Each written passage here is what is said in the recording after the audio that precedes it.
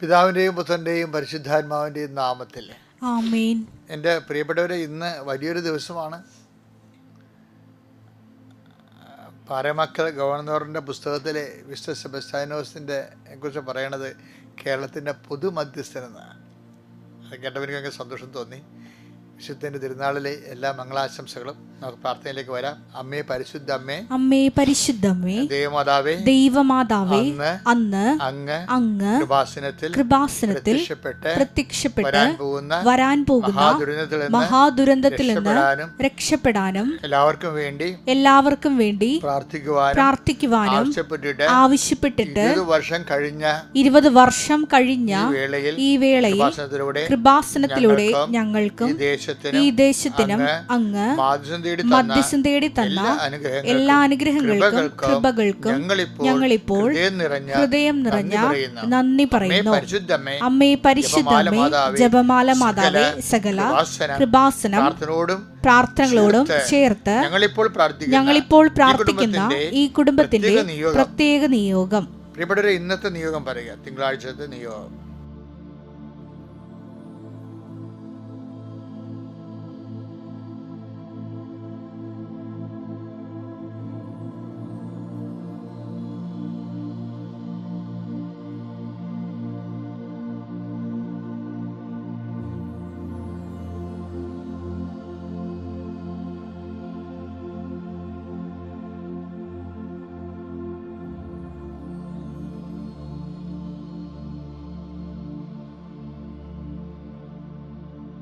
അമ്മയുടെ പ്രത്യക്ഷീകരണത്തിന്റെ ഈ ദ്വാദശക വേളയിൽ ഞങ്ങൾക്ക് സാധിച്ചു തരുവാൻ കനിയണമേ. ആമേൻ. വിശ്വാസ പ്രമാണം. സർവശക്തനായ പിതാവും ആകാശത്തിന്റെയും ഭൂമിയുടെയും സൃഷ്ടാവുമായ ദൈവത്തിൽ ഞാൻ വിശ്വസിക്കുന്നു. അവിടുത്തെ ഏകപുത്രനും ഞങ്ങളുടെ കർത്താവുമായ ഈശോമിശിഹായിലും ഞാൻ വിശ്വസിക്കുന്നു. ഈ പുത്രൻ പരിശുദ്ധാത്മാവിനാൽ ഗർഭസ്ഥനായി കന്യകാമറിയത്തിൽ നിന്ന് പിറന്ന് പൊന്തിയോസ് പീലാത്തോസിന്റെ കാലത്ത് പീഡകൾ സഹിച്ച് കുരിശിൽ തറയ്ക്കപ്പെട്ട് മരിച്ച് അടക്കപ്പെട്ട് പാതാളങ്ങളിൽ ഇറങ്ങി മരിച്ചവരുടെ ഇടയിൽ നിന്ന് 3-ാം നാൾ ഉയർത്ത് സ്വർഗത്തിലേക്ക് എഴുന്നള്ളി സർവശക്തിയുള്ള പിതാവായ ദൈവത്തിന്റെ വലതുഭാഗത്തിരിക്കുന്നു. അവിടെ നിന്ന് ജീവിക്കുന്നവരെയും മരിച്ചവരെയും വിധിക്കുവാൻ വരുമെന്നും ഞാൻ വിശ്വസിക്കുന്നു. പരിശുദ്ധാത്മാവിലും ഞാൻ വിശ്വസിക്കുന്നു. വിശുദ്ധ കത്തോലിക്കാ സഭയിലും പുണ്യവാന്മാരുടെ ഐക്യത്തിലും പാപങ്ങളുടെ മോചനത്തിലും ശരീരത്തിന്റെ ഉയർപ്പിലും നിത്യമായ ജീവിതത്തിലും ഞാൻ വിശ്വസിക്കുന്നു. ആമേൻ. സ്വർഗ്ഗസ്ഥനായ ഞങ്ങളുടെ പിതാവേ, അങ്ങയുടെ നാമം പൂജിതമാകണമേ. അങ്ങയുടെ രാജ്യം വരണമേ. അങ്ങയുടെ തിരുമനസ് സ്വർഗത്തിലെ പോലെ ഭൂമിയിലും ആകണമേ. അന്നു വേണ്ടുന്ന ആഹാരം ഇന്ന് ഞങ്ങൾക്ക് തരണമേ. ഞങ്ങളോട് തെറ്റ് ചെയ്യുന്നവരോട് ഞങ്ങൾ ക്ഷമിക്കുന്നത് പോലെ ഞങ്ങളുടെ തെറ്റുകൾ ഞങ്ങളോടും ക്ഷമിക്കണമേ. ഞങ്ങളെ പ്രലോഭനത്തിൽ ഉൾപ്പെടുത്തരുതേ, തിന്മയിൽ ഞങ്ങൾ രക്ഷിക്കണമേ. ആമേൻ. നന്മ നിറഞ്ഞ മറിയമേ, സ്വസ്തി. കർത്താവ് അങ്ങയുടെ കൂടെ സ്ത്രീകളിൽ അങ്ങ് അനുഗ്രഹിക്കപ്പെട്ടവളാകുന്നു. അങ്ങയുടെ ഉദരത്തിൻ ഫലമായി ഈശോ അനുഗ്രഹിക്കപ്പെട്ടവനാകുന്നു. പരിശുദ്ധ മറിയമേ, തമ്പുരാന്റെ അമ്മേ, പാപികളായ ഞങ്ങൾക്ക് വേണ്ടി ഇപ്പോഴും ഞങ്ങളുടെ മരണസമയത്തും തമ്പുരാനോട് അപേക്ഷിക്കണമേ. ആമേൻ. കർത്താവിന്റെ ഉന്നതമായ നാമത്തിന് സ്വസ്ഥം ചെയ്യണം. കർത്താവ് വിശുദ്ധ സെബസ്ത്യാനോസിന്റെ അനുസ്മരിക്കുന്ന ഈ ദിവസം, വിശുദ്ധ സെബസ്ത്യാനോസ് മാരക രോഗങ്ങളുടെയും പകർച്ചവ്യാധികളുടെയും വിശുദ്ധൻ മാത്രമല്ല, സുവിശേഷത്തിന്റെ പേര് ജയിലിലേക്ക് കിടക്കുന്നവരുടെയും വിടുതലിന്റെ മധ്യസ്ഥനാണ്. അതിനേക്കാൾ സ്ഥല സംബന്ധമായ പ്രശ്നങ്ങളുള്ളവരുടെ എല്ലാം മധ്യസ്ഥനാണ്. വിശുദ്ധനെ ജീവിതത്തിലെ സ്ഥലം ലയകൃഷ്ണൻ ചക്രവർത്തി പകുതിയോളം രാജ്യത്തിന് പകുതി കൊടുക്കാന്ന് പറഞ്ഞത് കർത്താവിൻ്റെ നാമത്തെ പ്രതി സ്ഥലം വേണ്ടെന്ന് വെച്ച ആളാണ്. അതുപോലെ കൊണ്ട് തന്നെ സ്ഥല സംബന്ധമായ എല്ലാ വിഷയത്തിനു മേലും ദൈവികമായ തീരുമാനം ഉണ്ടാകാനും ഇടപെടലുണ്ടാകാനും വിശുദ്ധൻ്റെ മാധ്യസ്ഥം നല്ലതാണ്. ഇപ്പോൾ നമ്മൾ പ്രാർത്ഥിക്കുന്നത് ഇന്നത്തെ ദിവസത്തെ ഓർത്ത് പ്രാർത്ഥിക്കുക. കർത്താവേ, നിന്റെ വിശുദ്ധ പൗരോഹിത്യത്തെ മഹത്വപ്പെടുത്തണമേ. കർത്താവേ, സഭയിലുള്ള സാന്നിധ്യം നീ പ്രകടമാക്കണമേ.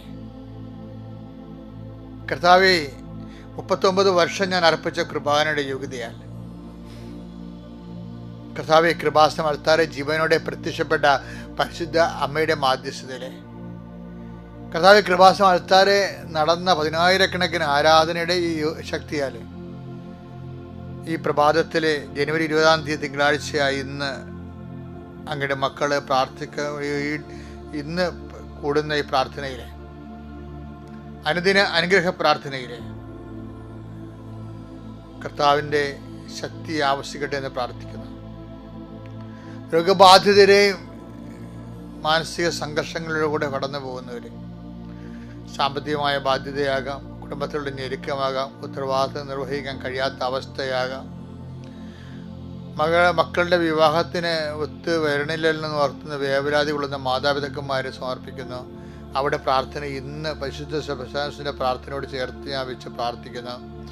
ദൈവത്തിൻ്റെ കരുണ നിങ്ങൾക്ക് ആവശ്യപ്പെട്ട് വീടില്ലാത്തവരെ സംബന്ധിച്ച് പ്രാർത്ഥിക്കുന്നു, സ്ഥലമില്ലാത്തവരെ സമർപ്പിച്ച് പ്രാർത്ഥിക്കുന്നു, സമാധാനത്തോട് ജീവിക്കാൻ പറ്റാത്തവരെ സമർപ്പിച്ച് പ്രാർത്ഥിക്കുന്നു. കർത്താവേ, ഞങ്ങളുടെ സമാധാനം ക്രിസ്തുവാണല്ലോ. കർത്താവേ, നീ സമാധാനം ഇല്ലാത്ത ഹൃദയങ്ങളിൽ നീ നിറയാൻ ഇടയാക്കണമെന്ന് പ്രാർത്ഥിക്കുന്നു. എല്ലാത്തിനേക്കാളുപരി നീ നിറയുന്നതാണ്, നീ ഇല്ലാത്തതാണ് ഏറ്റവും വലിയ സങ്കടമെന്ന് തോന്നുന്ന രീതിയിൽ നിന്നെക്കുറിച്ചുള്ള ചിന്തകളും ഓർമ്മകളും ആഗ്രഹങ്ങളും അഭിലാഷങ്ങളും കൊണ്ട് കർത്താവേ ഞങ്ങളുടെ അന്തരംഗങ്ങളെ നിറക്കണമെന്ന് പ്രാർത്ഥിക്കുന്നു. ദൈവത്തിൻ്റെ കരുണകളിലേക്ക് ആവശ്യിക്കട്ടെ.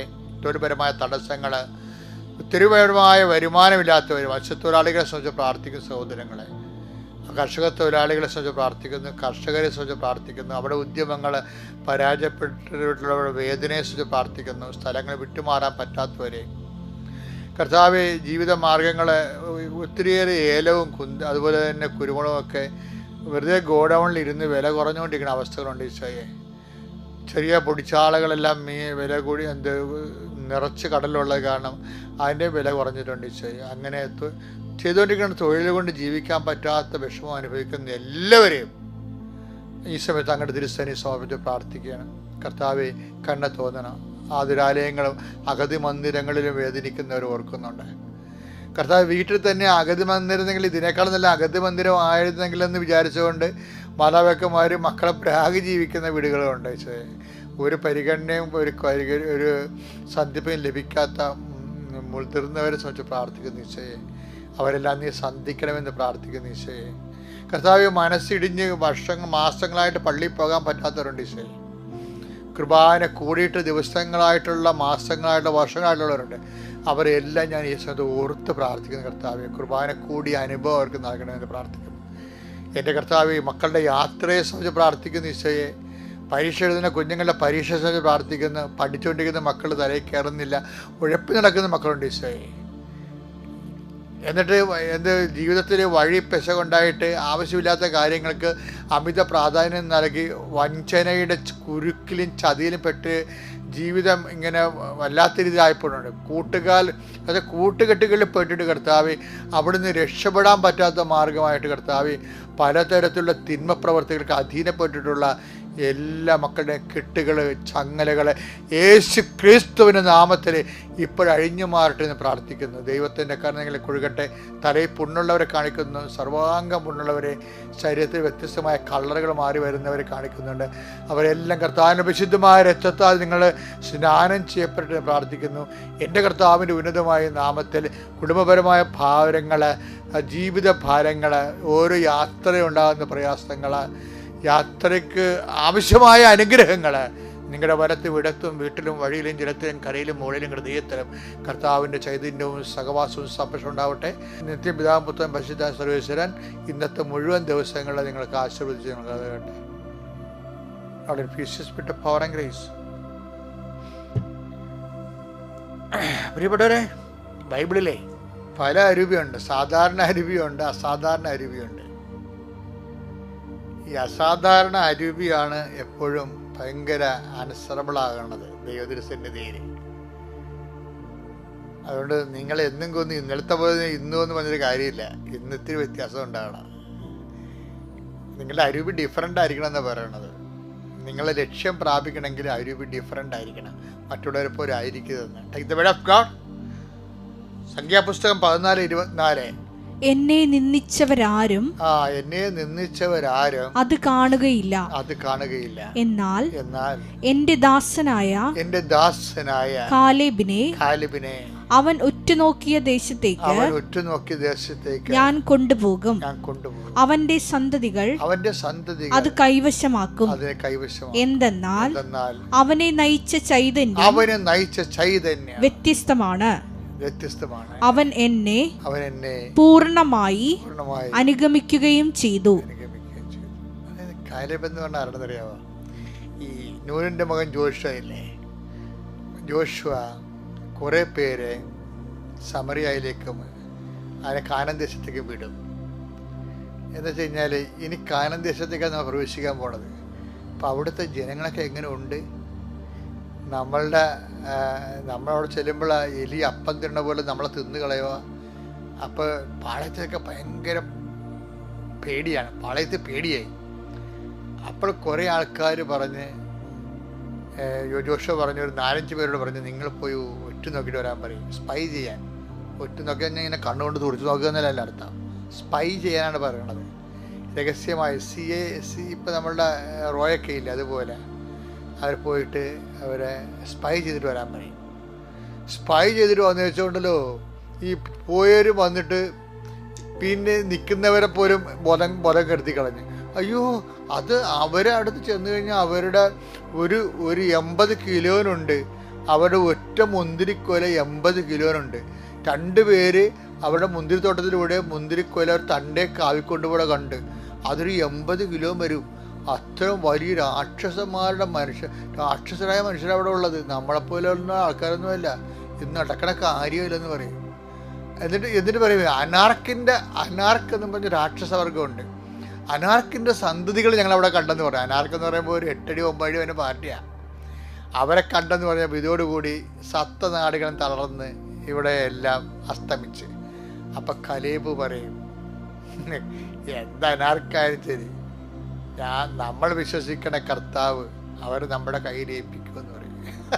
ഇത് വിശ്വാസം തന്നെയല്ല, ആത്മവിശ്വാസവും ആത്മധൈര്യവും ഭയങ്കര. അതായത് വിശ്വാസം തന്നെ ആത്മധൈര്യത്തിലേക്ക് വരണം.